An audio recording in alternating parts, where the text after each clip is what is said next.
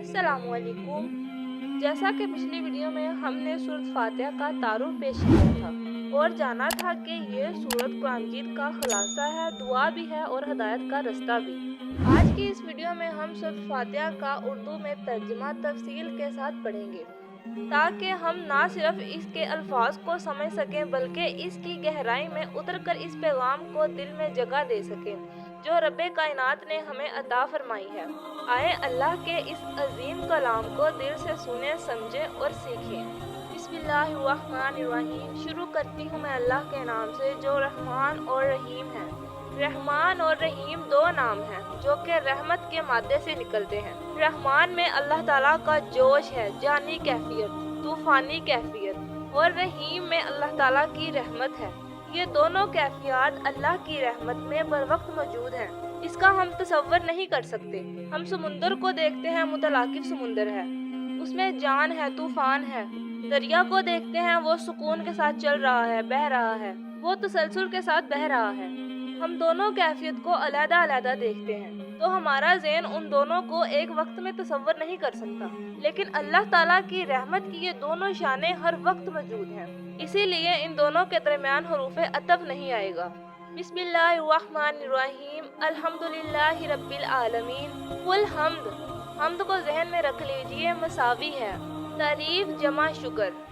आम तर्जुमों में सिर्फ एक लफ्ज़ लगाया जाता है कि कुल तारीफ अल्लाह के लिए। ये काफ़ी नहीं है। तारीफ आप किसी भी चीज़ की कर सकते हैं जिसमें हुस्न है, वो प्यारा है किसी भी एतबार से। वाह, आपको उसके हुस्न और जमाल से कोई फ़ायदा नहीं हो रहा।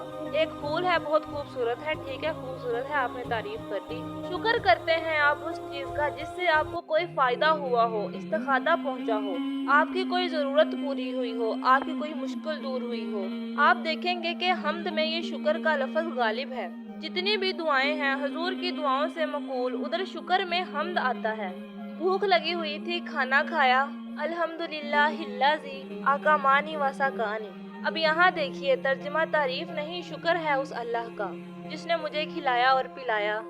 तो अल्हम्दुलिल्लाहि रब्बिल आलमीन। अल्लाह ताला का हुस्न जमाल और हुस्न कमाल तो अपनी जगह इंतहा का है कि जितनी तारीफ उसका हक है हम कर ही नहीं सकते, लेकिन उसके एहसानात और एनामात हम पर इतने हैं कि हम गिन ही नहीं सकते। लिहाजा एक ही एहसान हमने कर दिया अलिफ लाम के साथ, अल्हम्दुलिल्लाहि रब्बिल आलमीन। तमाम तारीफें और कुल शुक्र अल्लाह के लिए है जो तमाम जहानों का परवरदिगार है, रब है, मालिक है। रब में एक मफहूम होता है रब्बोमियत का, मालिक में एक मफहूम होता है तरबियत का। तो मालिक होना और तरबियत देना, आप जिस चीज़ के मालिक होंगे आप चाहेंगे कि वो अच्छा हो, उसमें इजाफा हो, वो अच्छी चीज़ें सीखे। तो ये दोनों चीज़ें आपस में जुड़ी हुई हैं, परवरदिगार भी और मालिक भी। आम तौर पर अरबी में मालिक का लफ्ज़ रब के लिए आता है, रब्बुल बैत, रब्बुल दाद, रब्बुल माल। तो मालिक यहाँ ज़ाहिर बात है माल वाला, घर वाला, घर का मालिक। तो कुल शुक्र और तारीफ उस अल्लाह के लिए है जो तमाम जहानों का मालिक है और परवरदिगार भी है। अर्रहमान इर्रहीम, रहमान है और रहीम है। मालिकी यौमिद्दीन, यौम दीन का मुख्तार मतलब है। दीन अरबी जुबान में कहते हैं बदले को। बिन्नाहुम कमा जानू, कमा तदीनो तदानू। ये कहावत है, जैसे उर्दू में हम कहते हैं जैसा करोगे वैसा भरोगे। तो ये है बदला। तो बदले का एक दिन होगा जब सबको उसका फैसला मिलेगा कि उसने क्या कमाया और क्या उसको मिलेगा। कि आया उसका बुराइयों का पलड़ा भारी है तो उसे सजा मिलनी चाहिए, या उसकी हसनात और नेकियों का पलड़ा भारी है, या उसे सजा मिलनी चाहिए, उसे अनाम और उसके कराम के साथ उसका मामला करना चाहिए। वो एक दिन है जिसे हम यौम क़यामा कहते हैं।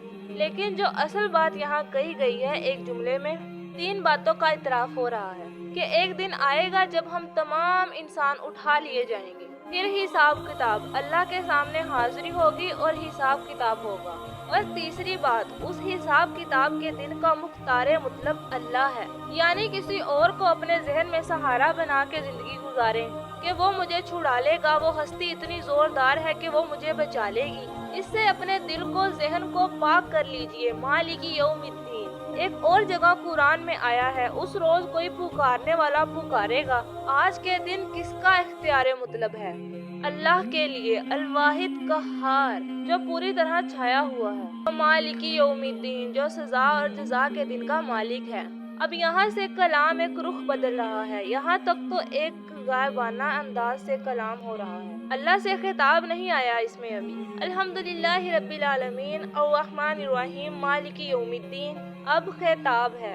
ایاک نعبد و ایاک نستعین، ہم صرف تیری ہی بندگی کرتے ہیں اور کریں گے، اور ہم صرف تجھ ہی سے مدد مانگتے ہیں اور مانگیں گے۔ یہ ترجمہ میں کیوں کر رہی ہوں؟ کیونکہ یہ فعل مضارع ہے۔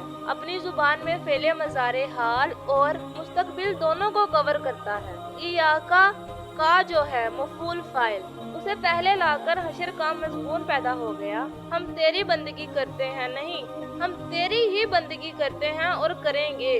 حال میں ترجمہ کیجئے تو یہ اظہار حال ہے، اور مستقبل میں ترجمہ کیجئے تو یہ عہد ہے، قول و قرار ہے، ایک بہت بڑا معاہدہ ہے۔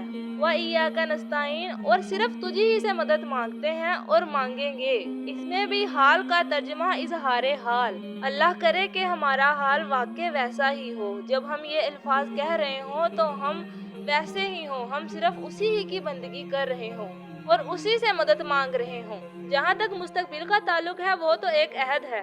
اہدنا الصراط المستقیم، یہ مقام وہ آ گیا کہ یہاں تک تو پروردگار ہم پہنچ گئے ہیں تیرے فضل سے، تیرے کرم سے۔ فطرت سلیمہ بھی تیری عطا کردہ تھی، عقل سلیم بھی تیری وصیت کردہ تھی، ان دونوں سے ہم یہاں تک تو پہنچ گئے۔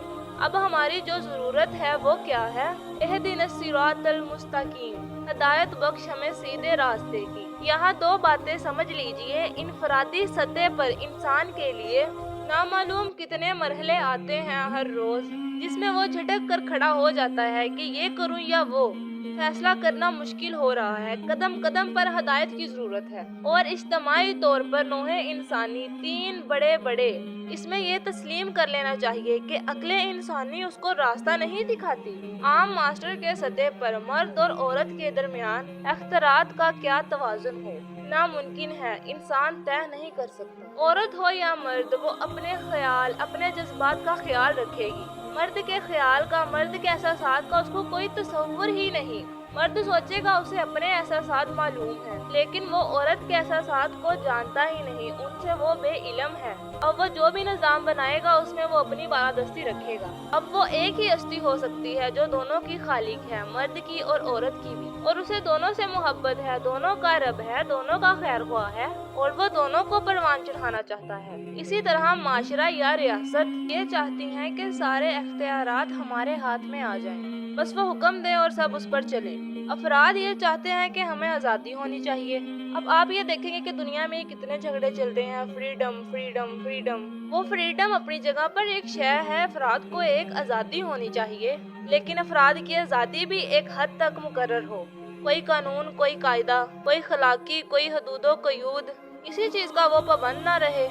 تو کہاں ہے وہ مقتدر اعتدال کہ جس میں انسان کی انفرادی آزادی، انفرادی اختیارات اور ادھر اجتماعی مصلحات جو ہیں ان کو بیلنس کیا جا سکے؟ یہ سب انسان طے نہیں کر سکتا، اس کے لیے اللہ ہی انتظام دے سکتا ہے۔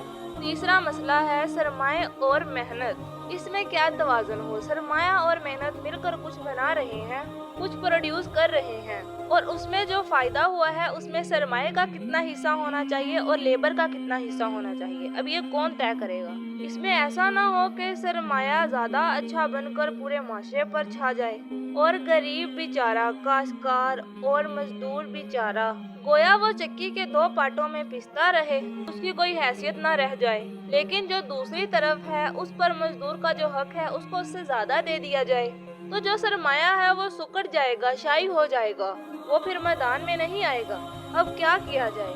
یہ تین مسائل ایسے ہیں۔ اہدنا الصراط المستقیم، تو یوں سمجھیے کہ ایک جو بنیادی ہدایت تھی، ایک اللہ کو جان لینا، یہ جان لینا کہ کل حسن و جمال اور تمام انعام و اکرام کا منبع اس کی ذات ہے، وہ رحمان ہے اور رحیم ہے، اور یہ جان لینا کہ مرنے کے بعد اٹھنا ہے، فیصلہ ہوگا سزا اور جزا کا، اور جو فیصلہ کرے گا وہ صرف اللہ ہے۔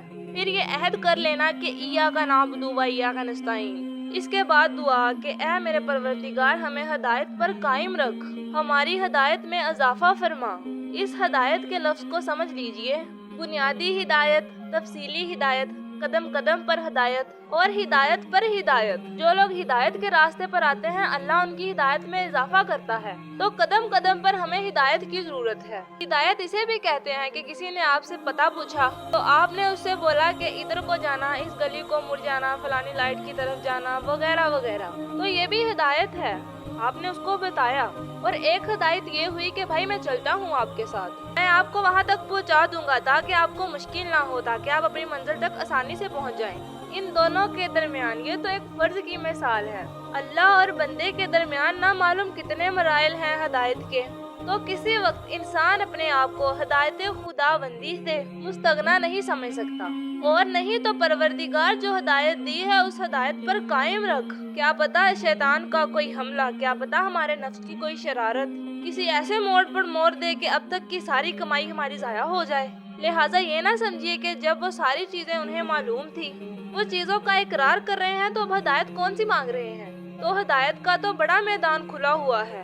तो हिदायत की जो आखिरी शक्ल मैंने आपको बताई है कि मंजिल मकसूद तक पहुंचा दे, ये हिदायत भी कुरान मजीद में इस मानी में ये लफ्ज आया है कि अहले जन्नत जब जन्नत में दाखिल होंगे तो तराना हम्द जो उसकी जुबान पर उस वक्त जारी होगा वो कौन सा होगा।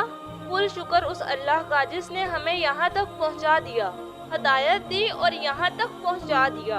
हम हरगिज़ यहाँ तक ना पहुँच पाते, हम हरगिज़ हिदायत ना होते अगर अल्लाह हमें हिदायत ना देता। इहदिना सिरातल मुस्तकीम, सीधा रास्ता। तो उम्मीद करती हूँ कि यहाँ तक आपको मुकम्मल समझ आई होगी। तो सूरत फातिहा का दूसरा पार्ट आएगा। अगर हम इसी वीडियो में ये सूरत मुकम्मल करते हैं तो ये वीडियो बहुत लंबी हो जाएगी। तो thank you so much watching my video. अगर आपको मेरी वीडियो अच्छी लगी है तो मेरी वीडियो को लाइक करें, एक अच्छा सा कमेंट करें और मेरे चैनल को सब्सक्राइब करें ताकि ऐसे मजीद वीडियो के नोटिफिकेशन आपको मिलते रहें। तो मिलते हैं नेक्स्ट वीडियो में, तब तक के लिए अल्लाह हाफिज।